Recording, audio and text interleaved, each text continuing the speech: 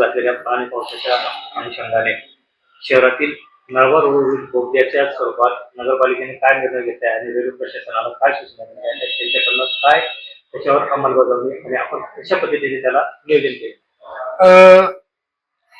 नंदुरबार नगरपालिका हद्दीतल्या नळवा रोडचे जे नवीन अंडरग्राऊंड ब्रिज आहे, तिथं दरवर्षी पावसाचं पाणी साठायचं आणि तो काही महिने आपल्याला वापरता येत नव्हता.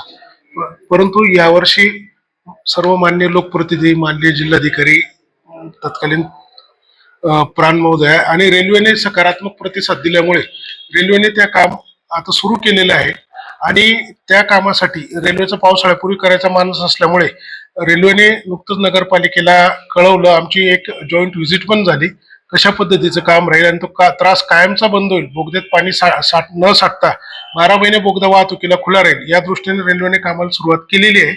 आणि त्यासाठी पुढचे 3 आठवडे म्हणजे 15 मे ते 5 जून या कालावधीत नळवा रोडचे दोन्ही बोगदे त्या कामासाठी बंद राहतील.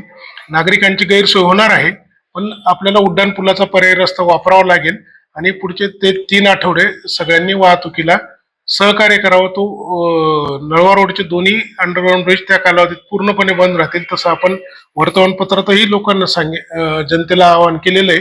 तरी माझी नंदुरबारच्या जनतेला विनंती आहे, विशेषतः नळवा रोड व त्या पलीकडच्या भागात जाणाऱ्या येणाऱ्या नियमित वाहतूकधारकांना, की आपण आता पुढचे काही दिवस ते काम पूर्ण होईपर्यंत उड्डाण पुलाच्या पर्याय रस्त्याचा वापर करावा आणि प्रशासनाला सहकार्य करावं, विनंती.